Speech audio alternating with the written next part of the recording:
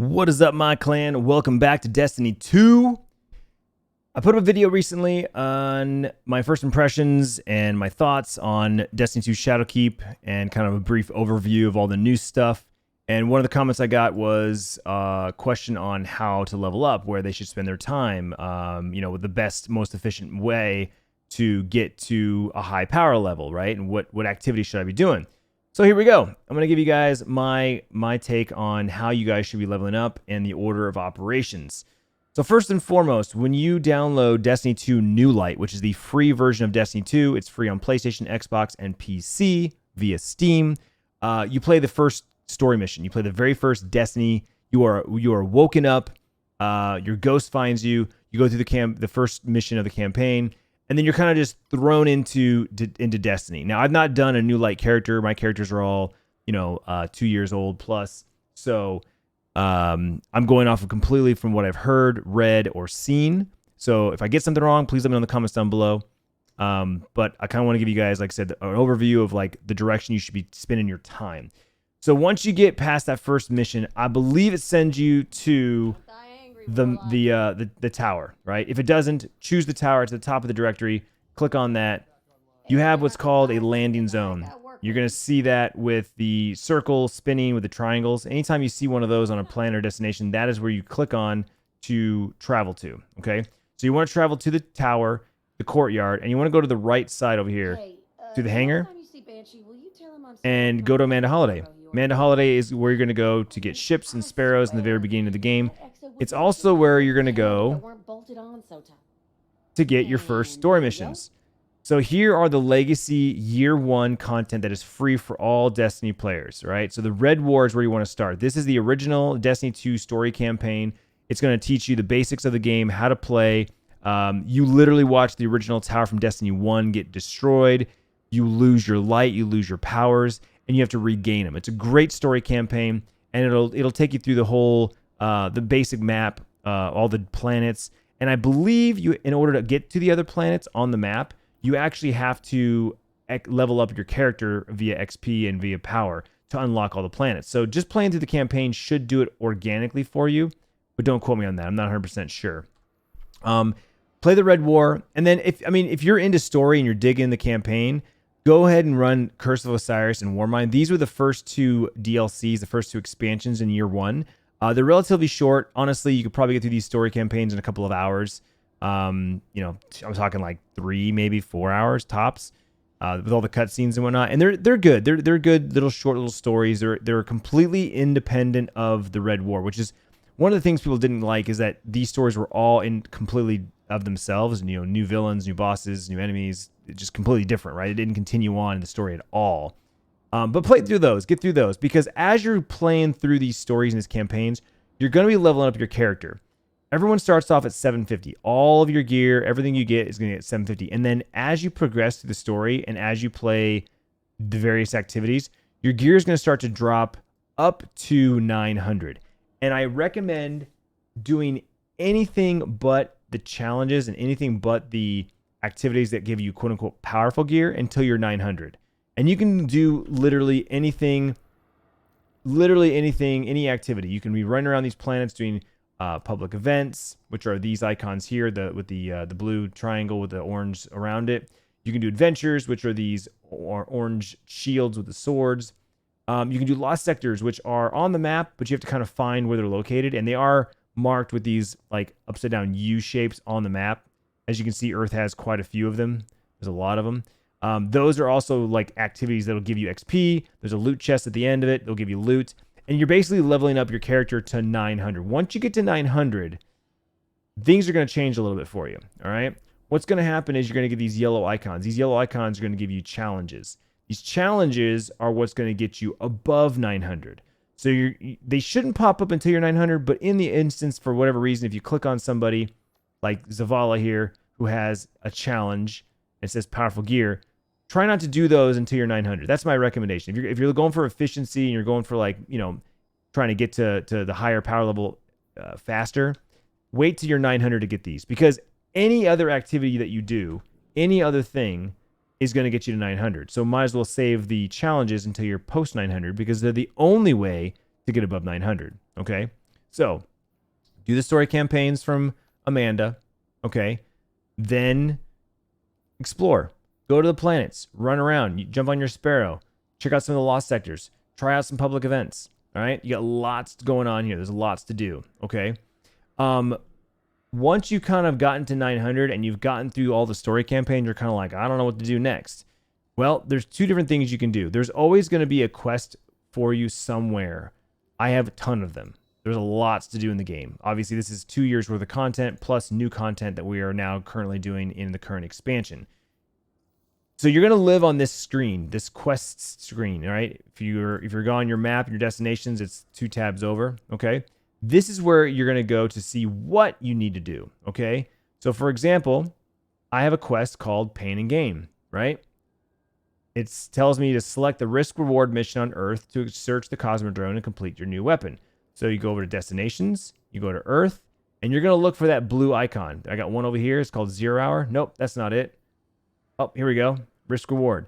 So you click on that, you hit launch. That is the mission that you're going to do that is associated with that quest. Right? So this tells you what to do, and the map shows you where to go. All right? So there's always going to be something for you to do. You're like, I don't know where to go. There's no like clear direction because it's not forcing you to go. Destiny is definitely, like an open world, choose your own adventure. There's a lot going on. There's a lot of destinations. And as you can see, there's a lot of quests for you to run. So it's going to be 2 places. There's going to be, like I said, it's going to be here on the planet. We'll show you the destination to go. But then there's also quests at all the vendors. And so as you go and explore to different planets or just here in the tower and you go to some of the vendors, there's going to be quests for you at the vendors. They'll go to your quests tab. And then there should be, on most times, an icon for you to go to. Now, sometimes the quest tells you to go to a certain location, but it's more of like a find it and figure it out on your own, right? Which can be frustrating, but at the same time, it's part of the exploration. It's part of the adventure part of the game, okay? So if you go on over to like a vendor like Zavala here, greetings, right? Under the Pursuits tab here, there will be your quests for you to pick up, all right? Those correspond with your quests here. So for example, this is a quest that you picked up from a vendor, right? And it tells you what to do, and you complete it, and it moves on to the next one. This one right here is from Gambit. This one here is from Gambit. This is from Vanguard. So this one I picked up from Zavala, this orange card here. It actually would be sitting right here as an orange card. I picked it up, and that's where it goes. And then I'm working on that quest. You also have bounties. These bounties correspond with the activities that he's associated with. So strikes, nightfalls, that sort of thing. You always want to make sure you pick up your bounties every day.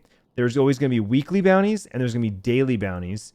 And then at the end here are repeatable bounties. These are additional bounties you can buy from Glimmer, and it just gives you more XP and more consumables. XP is what you use to level up your season pass. We talked about that in the last video, right? XP is how you level this up. It also is going to level up your artifact, which is how you're going to unlock the seasonal mods. These things are really powerful, relatively cheap. You want to make sure you're using these when you can. It's also going to give you artificial power. So as you can see here, I'm getting a plus 14 to my power. You can see that by mousing over your power here. I have 949 gear score with a plus 14 power from my artifact. So it's kind of boosting your power twofold, right? You're leveling up your gear, but you're also leveling up your artifact, which gives you more power. You want to make sure you're always picking up your bounties to do that XP, okay? So that's kind of the gist of it there. That's kind of how you should be progressing through the game. Go to Amanda Holiday, run the story campaigns, okay? And then explore a little bit, get to that 900 power, and then start doing your challenges. There's a ton of different challenges that reset every week on Tuesday at 10 a.m. Pacific, okay? It's reset every day is that same time. Every day, 10 a.m. Pacific, the world refreshes, okay? So some things are on a daily reset. Some things are on a weekly reset. Your challenges are weekly resets. These yellow icons, as you complete them, will disappear. So for example, there was a challenge for the rotator playlist here. I've done that. That's why the yellow is gone. I have not completed these challenges yet, right?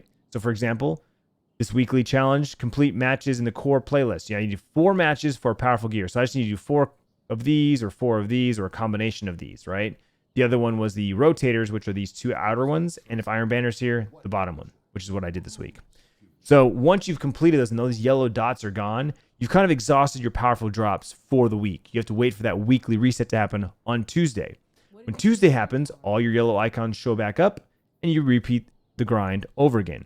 Now, when you hit 950, which is basically where I'm at, right? I've got 950 on every piece of gear. Your power grind is limited to the pinnacles.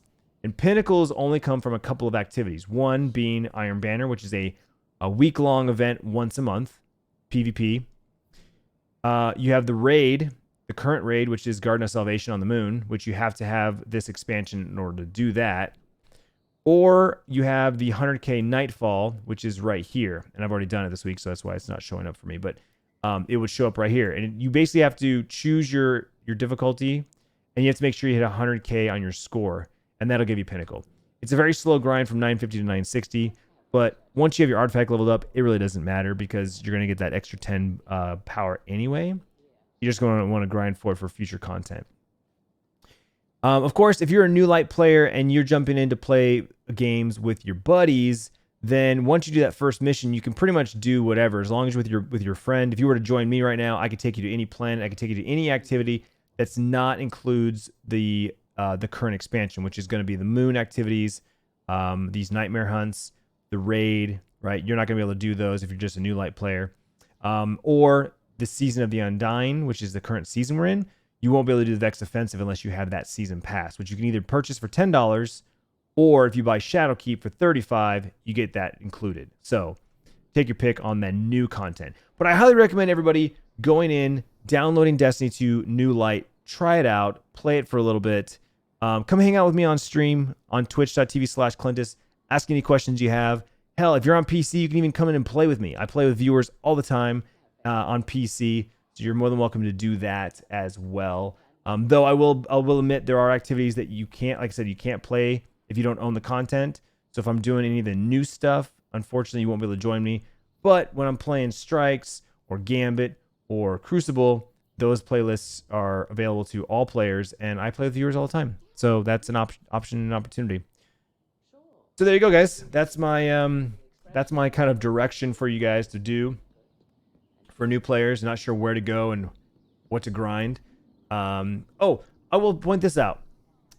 If you're kind of like, you've gone through the map, you've kind of run through the activities, maybe you're coming to the end of your power grind, you're kind of like, okay, well, what's next? What should I work on next? Slide on over from your character to the triumphs page. These triumphs are things to do in the game. They're basically like Call of Duty challenges, right? Get so many kills with a certain gun, or use your grenade so many times on so many enemies, right? That's basically what these triumphs are for. And there's triumphs for every activity in the game. So this is Crucible, right? These are all the PvP triumphs. As you can see, I've got most of them done because I play a lot of PvP. There's medals to work on, getting, unlock these medals. Again, very, very Call of Duty-esque as far as like, getting these challenges done and making sure that you complete them all. You have a score to kind of prove that you've done them all. But what's really cool is that there's these titles and these seals, right? As you can see, I've got 3 seals completed, which gives me a title. Now, if you look, I have the title of Reckoner, right? That's the title that I have. And if you're running around in a public area, that title will actually show up on your name. None of these guys actually have a title, so unfortunately you can't see it. But if they were looking at me right now, you would see the title of Reckoner above my name. So if you go to these triumphs and you click on these seals, it'll actually tell you which triumphs you have to do to get this seal. So there's 14 different triumphs for the Undying seal. I have 2 completed, right? And then you can see my progress on the rest of them, right? I've got 35 hand cannon kills. I've got multiple final blows with the different guns. And you just kind of work on this throughout the season. Once you're done with this triumph, all these triumphs, you get the title. You get the seal done, and that shows up right there. And then you can add this to your name. So there you go. I'm the Reckoner, all right? And you can actually order these pins physically. I don't know if they're still offering all of them, but I can guarantee you the newer ones will definitely be available for you to purchase. You can actually purchase a physical version of this seal as a pin. It's very cool. So this is kind of like something for you to kind of keep in the back of your mind to work on as you're playing the game, especially with the new content, with the new season and this new expansion. We have 3 new titles and 3 seals to work on. We have the Undying, We have the Guard of Salvation raid, which is Enlightened, and then we have the Shadowkeep one, which is Harbinger. So these are all new seals that just dropped this last month with a bunch of new triumphs for you to grind and chase after. So that's something else for you to keep in mind to work on. There's a lot going on in the game. But like I said, you can always head over to twitch.tv/Clintus and ask me questions in chat live. We have a very vibrant community. I've been playing Destiny for 5 years now. I love the game. I'm not the most knowledgeable person, but, you know, I definitely pay attention to this game more than any other game. So if you have questions or concerns or, you know, how to do something, there's a lot of knowledgeable people in the community. You can also head over to our Discord, discord.gg/Clintus. We have a Destiny channel there with, you know, tips, tricks, guides, that sort of thing. And of course, let me know in the comments down below what other videos you'd like to see me make. What other, you know, tips, tricks, guides. What do you want to know? One of the next ones I'll be working on is a guide on all the skill trees and what all these nodes mean, and what my recommendation is. If I'm doing PvE and I want to use the Stormcaller, I use the bottom tree. But if I'm going to do PvP, I use the top tree, right? If I want to melt a boss, I'm going to use the middle tree. There's all kinds of things in there. We're going to go over that in a future video. So let me know in the comments down below what you'd like to see me do, and I will see you next time. Thanks for watching.